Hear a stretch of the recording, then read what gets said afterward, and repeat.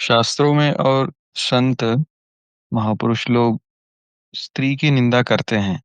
इसका कैसा अर्थ लेना चाहिए? क्योंकि बहुत बार स्त्री लोग उसका उल्टा लेती है। वैराग्य ज्ञान के लिए बहुत इम्पोर्टेंट है बोलते हैं, तो कौन-सा अर्थ लेना चाहिए? धर्म ग्रंथों में, शास्त्रों में या किसी भी पूजनीय ग्रंथ में वैराग्य का मतलब सिर्फ व्यक्ति के स्वयं से ही संबंधित होता है। यहाँ वैराग्य का मतलब किसी बाहर की अवस्था से नहीं है, ये सिर्फ स्वयं के साथ ही है।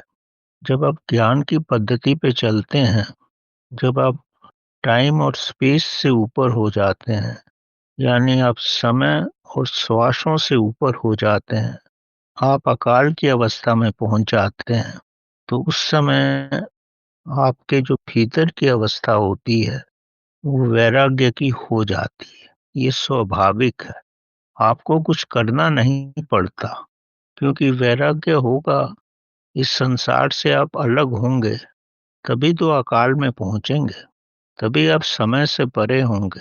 समय से परे वो श्वासों से परे ही तो अकाल है, और ये तभी मुमकिन है जब आपको संसार के प्रति वैराग्य हो जाता है।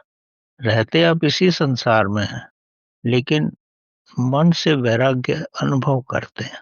जब मन से वैराग्य अनुभव करते हैं और अकाल में हो जाते हैं, तो उस समय चेतना का विकास होता है, शून्य की अवस्था आती है, और धीरे धीरे आप महाशून्य में संबंधित हो जाते हैं।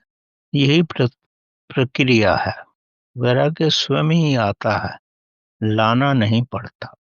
जैसे प्रेम भी अपने आप आता है किसी के प्रति, भक्ति भी स्वयं ही आती है, आपको लानी नहीं पड़ती। तो यही वास्तविक सत्य है। तो इधर स्त्री शब्द का उपयोग मन और इंद्रियों में रमने को ही कह रहे हैं। जब वैराग्य हो जाता है तो आप मन और स्त्री से अलग हो ही जाते हो। जी। आप अपनी कामना से अलग हो गए, कामना से अलग हो गए तो कामनी तो दूर हो ही जाती। जी। कामना है तो ही तो कामनी है, नहीं तो नहीं होती। तो आपका बोलने का मतलब फ़ोकस कामना पर होना चाहिए, कामनी पर नहीं। तो ऑटोमैटिकली वो रिमूव हो जाता है, कामना को देखने से, आप मैकेनिज़्म देख। आप किसी पे भी फोकस मत करो, आप जी। परमात्मा पे फोकस करो, आप ज्ञान पे फोकस करो, तो आपके अंदर खुद ही वैराग्य की अवस्था आएगी, और बाकी सब कुछ स्वयं ही होता रहेगा। अब इस संसार में तो करोड़ों चीजें हैं, किस किस एक एक चीज को आप कंसंट्रेट करते रहोगे, ये नामुमकिन है। आप एक ही ज्ञान की अवस्था लाने का प्रयत्न करो। ज्ञान की अवस्था होती है जब आप अकाल में जाओ, समय और स्थान से ऊपर हो, तो चेतना की अवस्था होती है, अकाल की अवस्था होती है, और मन तो बहुत पीछे रह जाता है। चेतना तो सारे ब्रह्मांड में है, मन तो आपके शरीर के अंदर है। तो बाकी किसी से स्वयं को अलग करने की कोशिश मत करो, वो स्वाभाविक रूप से ही अलग हो जाएंगी।